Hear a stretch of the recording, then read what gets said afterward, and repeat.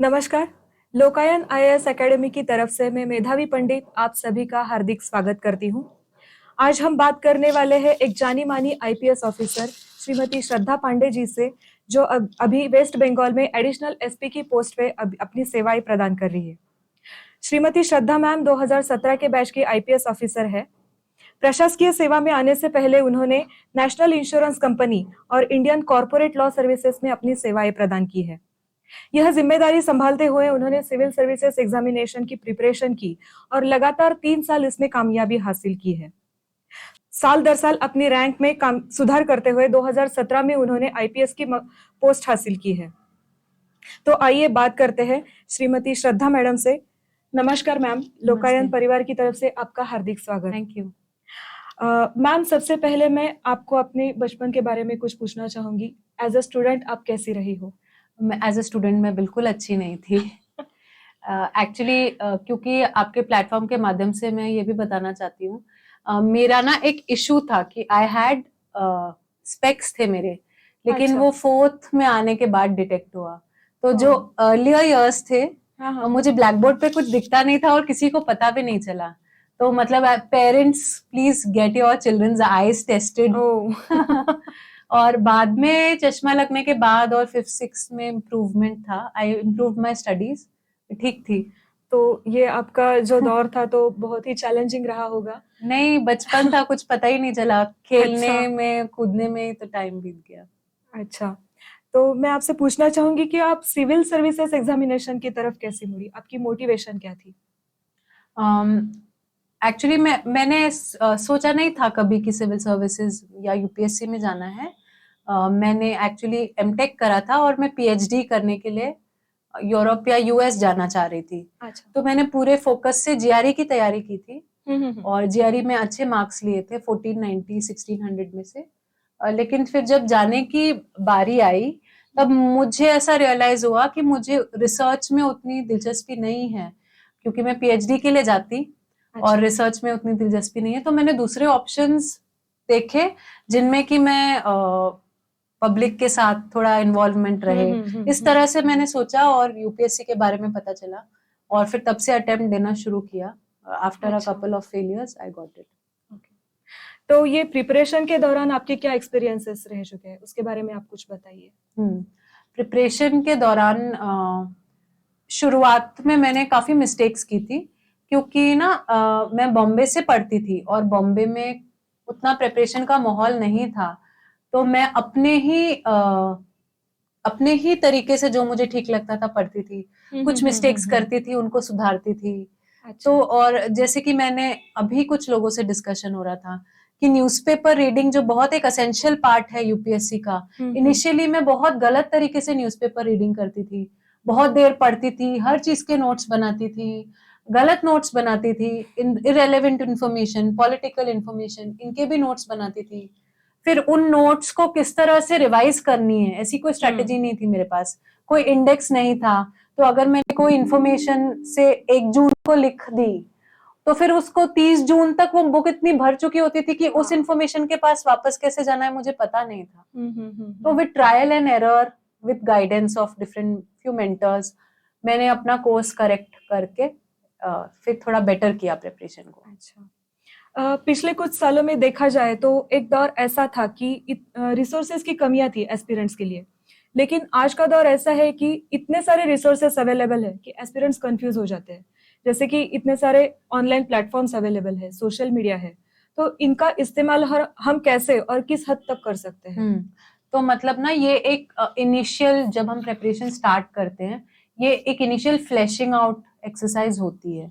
सबसे पहले आपने जब डिसाइड कर लिया एग्जाम देना है, ऑप्शनल सिलेक्ट कर लिया है ना, फिर आप थोड़ा टाइम दीजिए सिलेबस को पढ़ने के लिए और लास्ट ईयर क्वेश्चंस को पढ़ने के लिए, और अपने रिसोर्सेस को जल्दी से जल्दी फिक्स करिए। अगर आपने कोई ऑनलाइन रिसोर्स को फॉलो किया है तो उस एक ही ऑनलाइन रिसोर्स को, या मिनिमम रिसोर्सेज, मैं ये कहूंगी मिनिमम रिसोर्सेज और मैक्सिमम रिवीजन। और ये एक लर्निंग एक्सपीरियंस है, क्योंकि हम लोग शुरू ही कर रहे हैं। अगर हमारे पास कोई अच्छा मेंटर नहीं है तो हो सकता है हमने शुरू में गलत रिसोर्सेज चूज की हो। इस केस में जल्दी से जल्दी कोर्स करेक्शन करते आना चाहिए। मतलब अगर हम कहीं गलत रास्ते पे चले जाए तो हमें ये जल्दी पता चलना चाहिए कि मैं गलत रास्ते पे हूँ और सही पे मुड़ना चाहिए। आप बहुत दूर तक, जैसे कि मैं 6 महीने तक खराब नोट्स बना रही थी, जिसको मैं रिवाइज नहीं कर सकती थी, जिसको मैं रेफरेंस नहीं कर सकती थी, तो this is a critical time ना। तो इससे पहले 15-21 डेज में कोर्स करेक्ट कर लेना चाहिए, या अपनी स्ट्रेटेजी को रिवाइज कर लेना चाहिए, किसी से पूछ लेना चाहिए, किसी से गाइडेंस ले लेनी चाहिए। तो ये एक चीज होती है कि शुरू में अपनी रिसोर्सेस को लिमिट कर लेना, फिर उन्हीं रिसोर्सेस को बार बार रिवाइज करना, और नए रिसोर्सेस को देख करके विचलित नहीं होना है। कई बार होता है मेरे पास सपोज किसी टॉपिक पे अराउंड 50% इंफॉर्मेशन है, या 60%, 70% है, लेकिन जब मैं एक नई पीस ऑफ इंफॉर्मेशन देखती हूँ तो मैं सोचती हूँ मेरी इंफॉर्मेशन एकदम बेकार है, क्योंकि इसमें ये इंफॉर्मेशन नहीं है। That is wrong. अगर आपके सोर्स मटेरियल से ज्यादा आपको इंफॉर्मेशन मिलती है तो उसको अपने सोर्स मटेरियल में ऐड करिए, ना कि अपना ओरिजिनल सोर्स मटेरियल डिस्कार्ड करके नया पूरा ही सोर्स मटेरियल आप पढ़ लें। मैं बहुत स्ट्रांगली रेकमेंड करूंगी कि आप अपने सोर्स मटेरियल्स को फिक्स रखिए और उनमें ऐड करिए। नए रिसोर्सेस को देख करके विचलित नहीं होना चाहिए, ठीक है। जो भी हम पढ़ते हैं ये वो उन सब चीजों को हम एग्जाम में याद नहीं रख सकते, है ना। तो हमको रिवाइज करना है जिससे हम मैक्सिमम याद रख सकें, और अगर जो चीज याद नहीं रख सकते हैं तो हमको क्वेश्चन देख के हम सोच के उस चीज पे जल्दी से जल्दी पहुंच सके। Resource, extensive resource is a big problem. इसको मतलब मैं एक लाइन में अगर कहूं तो ज्यादा रिसोर्सेज से विचलित मत होइए, अपने रिसोर्सेज को फिक्स रखिए। बिल्कुल। मैम आपसे मैं पूछना चाहूंगी कि प्रिपरेशन के दौरान आपने क्या लाइफस्टाइल चेंजेस किए थे, जैसे कि स्क्रीन टाइम कंट्रोल हो या अपना सोशल सर्कल, सोशल मीडिया जो है वो सीमित करना हो, तो आपने उसके बारे में आपने अपने लाइफ में क्या चेंजेस किए थे? हाँ, ये एक्चुअली जब मैंने एग्जाम दी थी तब इतना सोशल मीडिया क्रेज नहीं था, फिर भी था। और हाँ, मैंने स्क्रीन टाइम अपना लिमिट किया था। मुझे नहीं, मतलब इस बात पे डिपेंड करता है कि आपके लिए वो गोल कितना इम्पोर्टेंट है ना। क्योंकि एक बहुत लिमिटेड कमोडिटी अपने पास टाइम, उसका कोई रिप्लेसमेंट नहीं है। वो आप एक ही बार एक टाइम से गुजर सकते हो, बैक नहीं जा सकते। तो तब मेरे मन में बहुत क्लियर था कि मेरे लिए बिल्कुल इम्पोर्टेंट नहीं है फेसबुक, मेरे लिए नहीं इम्पोर्टेंट है इतना सोशल लाइफ। ऐसे भी लोग होते हैं जो इन सब चीजों को करने के साथ भी अच्छे से पढ़ाई करते हैं और एग्जाम निकाल लेते हैं। अपनी पर्सनालिटी के हिसाब से चूज करना चाहिए। मुझे नहीं जरूरी लगा स्क्रीन टाइम, मैंने बहुत कट किया था। मैं नहीं थी सोशल मीडिया पे, या कभी जाती थी वंस अ वीक या ऐसे। मैं बहुत ज्यादा सोशलाइज भी नहीं करती थी। बहुत सारे सोशल फंक्शंस मैंने मिस किए हैं। सोशल फंक्शंस को भी मैं अपने एडवांटेज पे यूज करती थी कि जैसे मुझे पढ़ पढ़ के बर्नआउट हो गया है और कोई सोशल फंक्शन आ गया तो मैं चली जाऊंगी, but I am not going to stop my preparation and go to a social function.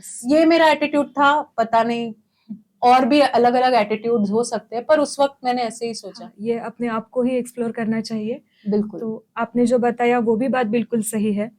तो आपकी भूषण देशमुख सर के साथ कैसे मुलाकात हुई थी और आपकी जर्नी में उनका क्या रोल रहा है? अच्छा, सर का मेरी जर्नी में बहुत इंपॉर्टेंट रोल रहा है, क्योंकि मैं जो है बॉम्बे से पढ़ती थी और हिस्ट्री मेरा ऑप्शनल था। वो भी मैंने हंच पे लिया था। ऐसा नहीं है कि मैंने वेल रिसर्च्ड क्वेश्चंस देख के पास्ट ईयर के और सिलेबस देख के मेरी अंडरस्टैंडिंग के मैंने सिर्फ ले लिया, क्योंकि मुझे लगा जीएस में भी है हिस्ट्री तो हो जाएगा। तो ना मुझे बिल्कुल भी आइडिया नहीं था एक्चुअली, क्योंकि हिस्ट्री एक ऐसा सिलेबस है जिसको पूरे लेंथ में आपको कवर करना पड़ता है। बहुत वास्ट सिलेबस है। उसके बाद कुछ डेप्थ में भी जाना पड़ता है कुछ थीम्स को लेके। तो फिर उस चीज में इसीलिए मेरा थोड़ा टाइम भी वेस्ट हुआ, क्योंकि मैंने ऑप्शन ले तो लिया था और मैं पढ़ तो रही थी, लेकिन मुझे ठीक से पढ़ना नहीं आ रहा था। तो that is when I met sir, and sir is such a humble personality.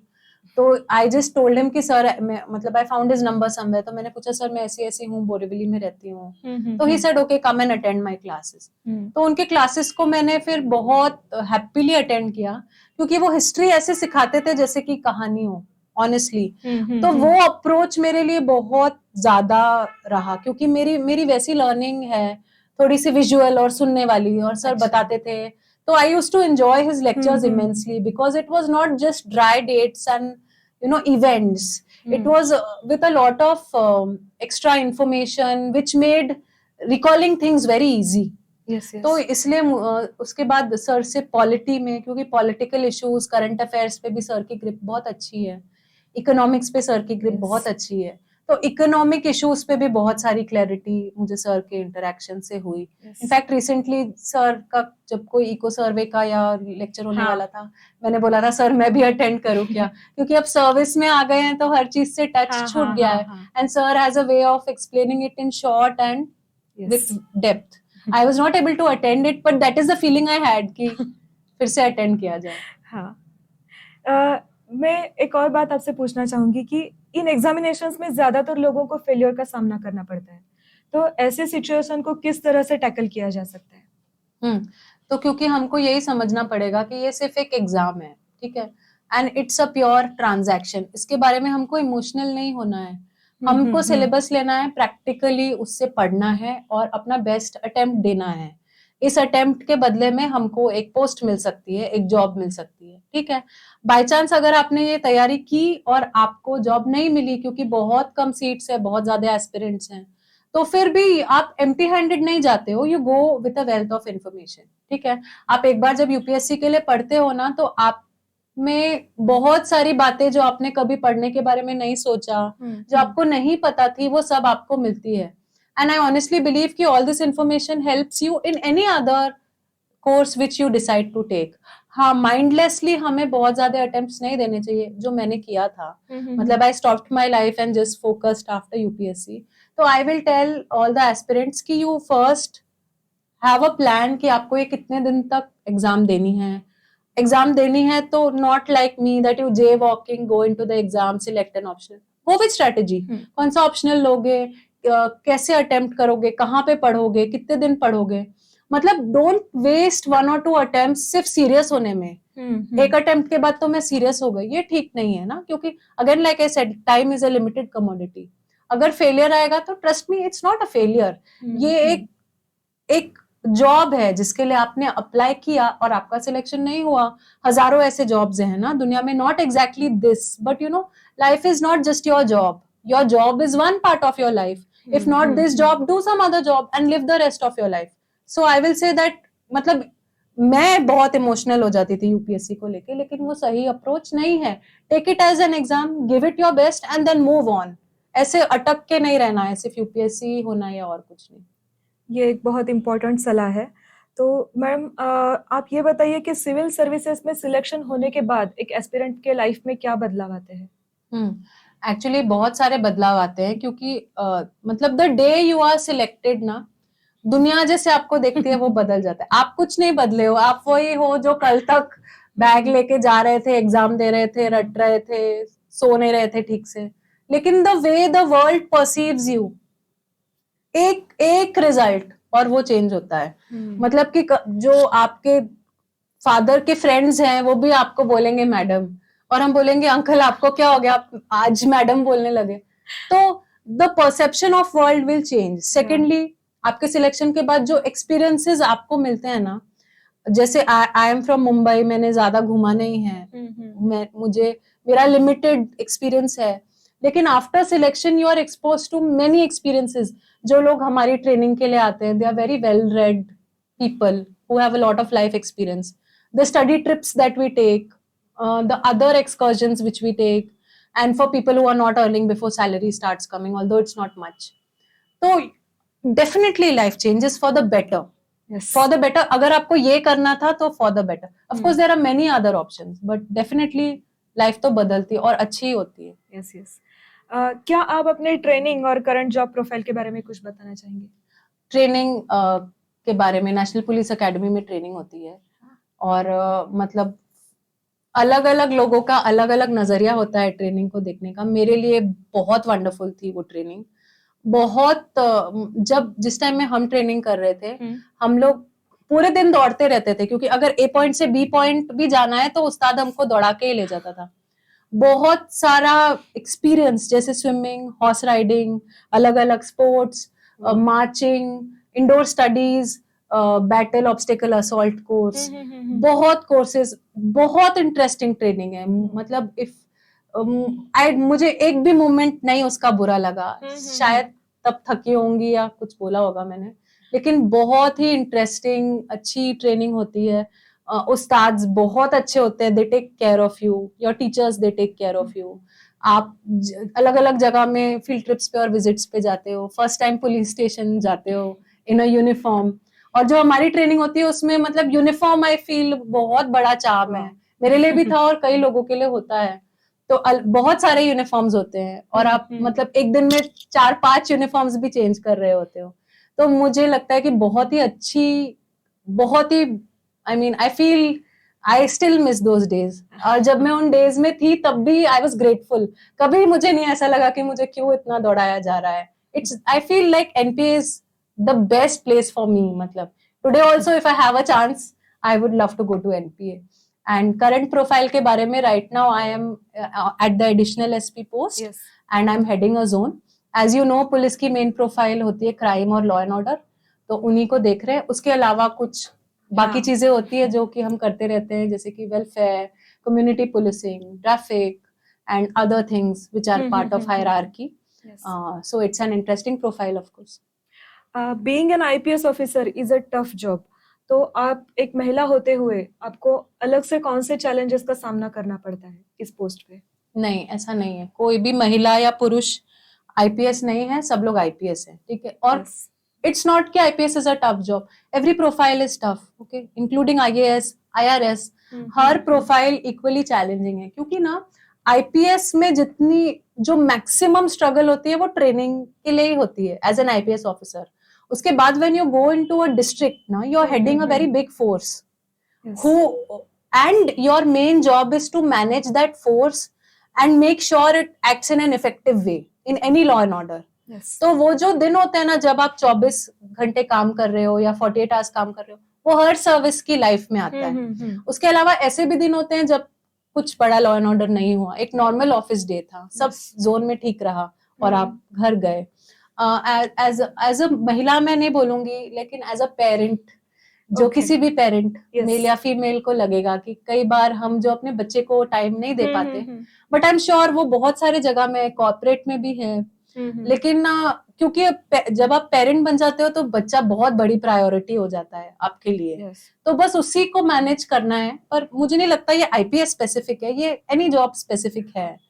तो फिर as such, but I will still say it's a wonderful service. Pros and cons. UPSC exam के जो 3 पड़ाव होते हैं, प्रीलिम्स, मेंस और interview, तो आपने ये 3 पड़ाव पे कैसी अपनी प्रिपरेशन की थी और इस प्रिपरेशन के लिए आप एस्पिरेंट्स को क्या सलाह देना चाहेंगे? तो मेरी जो प्रिपरेशन थी ना वो बहुत अच्छी नहीं थी, इसीलिए पता चलता है कि इतने अटेम्प्ट्स लगे। क्योंकि मैं बहुत सारी गलतियां कर रही थी, कोर्स करेक्ट नहीं कर रही थी, और जब तक गलती पता चलती है अटेम्प्ट निकल जाता है ना। तो इसलिए मैं बोलूंगी कि आप गलतियां कम करें, कोर्स करेक्ट जल्दी करें। मतलब मुझे ऐसा लगता है कि एक साधारण एस्पिरेंट को नॉर्मली 8 to 10 आवर्स पढ़ना चाहिए। किसी दिन 2 घंटे ज्यादा भी हो सकता है, किसी दिन 3-4-5 घंटे कम भी हो सकता है, किसी दिन आप ब्रेक डे भी ले सकते हो। लेकिन मुझे ऐसा लगता है ना कि दिन के 3-4 स्लॉट 2.5 से 3 घंटे के होने चाहिए, जिसमें कि आप न्यूज़पेपर, ऑप्शनल और अपना सब्जेक्ट कवर करो, है ना। और उसके अलावा मुझे ऐसा लगता है, क्योंकि मैंने प्रीलिम में फेलियर खाया है और वो बहुत हर्ट करता है। क्योंकि आप प्रीलिम में फेल हो मतलब यू आर अ नोबडी ना, किसी ने आपका आंसर भी नहीं पढ़ा है, यू जस्ट गॉट एलिमिनेटेड। तो मुझे लगता है ना कि प्रीलिम को भी हमें फोकस्ड अप्रोच देना चाहिए। I feel like at least 1.5-2 months before prelim don't study for mains anymore, छोड़ दो। प्रीलिम्स के लिए बहुत सारी answer writing practice, answer solving practice करिए। अपनी प्रैक्टिस, मतलब जैसा कि कहा गया है, गलत भी करिए अटेम्प्ट, लेकिन अटेम्प्ट्स करिए, है ना। और फिर अपनी गलती को एनालाइज करिए। अगर आप 200 क्वेश्चंस कर रहे हो लेकिन आप ये नहीं एनालाइज कर पा रहे कि आपने कैसे सोचा, तो मत करो 200, आप 30 क्वेश्चंस करो।